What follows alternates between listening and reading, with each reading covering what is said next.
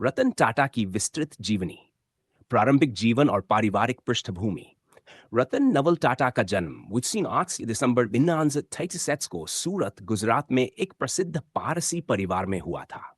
उनके पिता नवल टाटा, जो एक जाने-माने उद्योगपति थे, का परिवार टाटा समूह के संस्थापक जमशेदजी टाटा के साथ जुड़ा हुआ था। हालांकि नवल टाटा को परिवार में गोद लिया गया था, फिर भी उन्होंने अपने कार्य और दृष्टिकोण से टाटा परिवार की विरासत को मजबूत किया। रतन टाटा की मां सोनू टाटा थीं। दुर्भाग्यवश जब रतन टाटा मात्र 7 साल के थे, उनके माता-पिता का तलाक हो गया, जिसके बाद उन्हें और उनके छोटे भाई जिमी को उनकी दादी नवाजबाई टाटा ने पाला। रतन टाटा का परिवार बेहद परंपरागत और अनुशासन प्रिय था, और इसी ने उनके व्यक्तित्व और चरित्र को आकार दिया। शिक्षा और प्रारंभिक विकास। रतन टाटा की प्रारंभिक शिक्षा मुंबई के Cathedral and John Connon School से हुई। यहां से ही उन्होंने अनुशासन और मेहनत की महत्वपूर्ण शिक्षा पाई। बाद में उन्होंने बिशप कॉटन स्कूल, शिमला और फिर हार्वर्ड स्कूल, मुंबई में पढ़ाई की। प्रारंभिक शिक्षा के बाद उन्होंने कॉर्नेल विश्वविद्यालय, यूएसए से आर्किटेक्चर में स्नातक की डिग्री प्राप्त की।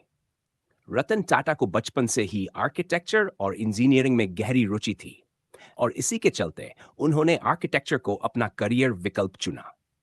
बाद में उन्होंने हार्वर्ड बिजनेस स्कूल से एडवांस्ड मैनेजमेंट प्रोग्राम भी पूरा किया। हार्वर्ड में अध्ययन के दौरान उन्हें व्यावसायिक ज्ञान प्राप्त हुआ, जो बाद में उनके करियर के लिए बेहद उपयोगी साबित हुआ। करियर की शुरुआत और टाटा समूह में योगदान। रतन टाटा ने अपने करियर की शुरुआत नानसाइम 60 में टाटा समूह के साथ की। उनके शुरुआती दिनों में उन्होंने टाटा स्टील के जमशेदपुर प्लांट में ब्लू कॉलर कर्मचारी के रूप में काम किया। उन्होंने अपने अनुभवों से सीखा कि व्यवसाय केवल प्रबंधन तक ही सीमित नहीं होता, बल्कि जमीनी स्तर पर काम करने का अनुभव भी बेहद महत्वपूर्ण है। उन्होंने टाटा समूह में कई महत्वपूर्ण भूमिकाएं निभाई और विभिन्न व्यावसायिक परियोजनाओं में योगदान दिया। समूह के अध्यक्ष के रूप में कार्यकाल। नंदियान 1998 में JRD टाटा के सेवानिवृत्त होने के बाद रतन टाटा को टाटा समूह का अध्यक्ष नियुक्त किया गया। यह समय भारत में आर्थिक उदारीकरण का दौर था, जब व्यापारिक नीतियों में बड़े बदलाव आ रहे थे। रतन टाटा के नेतृत्व में टाटा समूह ने वैश्विक स्तर पर अपनी पहचान बनाई और कई महत्वपूर्ण अंतर्राष्ट्रीय अधिग्रहण किए। उनके नेतृत्व में टाटा मोटर्स ने 2008 में जगुआर लैंड रोवर का अधिग्रहण किया, और टाटा स्टील ने 2007 में कोर्स ग्रुप को खरीदा। ये दोनों सौदे न केवल टाटा समूह को अंतर्राष्ट्रीय पहचान दिलाने में सहायक बने, बल्कि भारतीय व्यापार जगत के लिए भी गर्व का विषय बने। टाटा इंडिका और टाटा नैनो। रतन टाटा का सबसे महत्वपूर्ण योगदान टाटा मोटर्स के माध्यम से रहा। 1998 में उन्होंने टाटा इंडिका लॉन्च की, जो भारत की पहली स्वदेशी कार थी। इसने भारतीय ऑटोमोबाइल उद्योग में एक नई क्रांति लाई। इसके बाद 2008 में उन्होंने टाटा नैनो का निर्माण किया, जो दुनिया की सबसे सस्ती कार थी। इसका उद्देश्य भारतीय मध्यम वर्गीय परिवारों के लिए कार को सुलभ बनाना था। हालांकि टाटा नैनो को बाजार में उस हद तक सफलता नहीं मिली, लेकिन ये परियोजना रतन टाटा के दृष्टिकोण और नवाचार के प्रति उनकी प्रतिबद्धता को दर्शाती है। वैश्विक व्यापार में टाटा समूह की वृद्धि। रतन टाटा के नेतृत्व में टाटा समूह ने केवल भारत में ही नहीं, बल्कि अंतर्राष्ट्रीय बाजारों में भी अपनी सशक्त पहचान बनाई। उनके दूरदर्शी नेतृत्व के कारण टाटा समूह ने तकनीकी, संचार, ऑटोमोबाइल, स्टील और अन्य क्षेत्रों में महत्वपूर्ण अधिग्रहण किए और नए उत्पाद लॉन्च किए। टाटा कंसल्टेंसी सर्विसेज (TCS) जैसी कंपनियों ने वैश्विक सॉफ्टवेयर सेवा उद्योग में अपनी मजबूत उपस्थिति बनाई। TCS आज भारत की सबसे मूल्यवान IT कंपनी है, और इसका श्रेय रतन टाटा की व्यावसायिक रणनीतियों को दिया जा सकता है। रिटायरमेंट और बाद का जीवन। रतन टाटा ने 2010 में टाटा समूह के अध्यक्ष पद से सेवानिवृत्ति ली, और उनकी जगह साइरस मिस्त्री को अध्यक्ष नियुक्त किया गया। हालांकि बाद में साइरस मिस्त्री को इस पद से हटाया गया और रतन टाटा को अंतरिम अध्यक्ष के रूप में वापस लाया गया।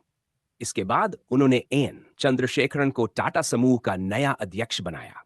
रिटायरमेंट के बाद भी रतन टाटा पूरी तरह से व्यवसाय से दूर नहीं हुए। उन्होंने विभिन्न नई तकनीकी और सामाजिक स्टार्टअप्स में निवेश किया। वह अब भी टाटा ट्रस्ट्स और टाटा फाउंडेशन के माध्यम से समाज सेवा और परोपकारी कार्यों में सक्रिय हैं। उनकी परोपकारी कार्यों में शिक्षा, स्वास्थ्य, मां ग्रामीण विकास और शुद्ध जल जैसे क्षेत्रों में विशेष ध्यान दिया गया है। उन्होंने अपनी संपत्ति का एक बड़ा हिस्सा सामाजिक कार्यों के लिए दान कर दिया है। पुरस्कार और सम्मान। रतन टाटा को उनके अतुलनीय योगदान के लिए कई राष्ट्रीय और अंतर्राष्ट्रीय पुरस्कारों से सम्मानित किया गया है। उन्हें भारत सरकार द्वारा 2000 में पद्म भूषण और 2008 में पद्म विभूषण से सम्मानित किया गया। इसके अलावा उन्हें कई अन्य अंतर्राष्ट्रीय मंचों पर भी सम्मानित किया गया है, जिनमें प्रतिष्ठित पुरस्कार और मानद उपाधियां शामिल हैं। उनके नेतृत्व और समाज सेवा के प्रति समर्पण ने उन्हें भारतीय व्यापार जगत के सबसे सम्मानित व्यक्तित्वों में स्थान दिलाया है। व्यक्तिगत जीवन और विचारधारा। रतन टाटा अपने जीवन में बेहद निजी व्यक्ति रहे हैं। वह अविवाहित है और उनके पास परिवार या संतान नहीं है। हालांकि उन्होंने अपने जीवन को पूरी तरह से समाज और व्यावसायिक क्षेत्र में समर्पित कर दिया है। उनका मानना है कि एक व्यवसाय का उद्देश्य केवल मुनाफा कमाना नहीं, बल्कि समाज को बेहतर बनाना भी है। उनका जीवन एक प्रेरणा है कि किस तरह से एक व्यक्ति अपनी मेहनत, ईमानदारी और दूरदृष्टि से सफलता की ऊंचाइयों तक पहुंच सकता है। रतन टाटा के नेतृत्व, समर्पण और सामाजिक योगदान ने उन्हें न केवल भारत में बल्कि विश्व भर में एक आदर्श नेता और परोपकारी व्यक्ति के रूप में प्रतिष्ठित किया है। उनके जीवन और कार्यों से प्रेरणा लेकर आज की युवा पीढ़ी उनके आदर्शों पर चलने की कोशिश कर रही है, जिससे समाज और देश को नई दिशा मिल सके। Please like, share, and subscribe to my channel for more great content.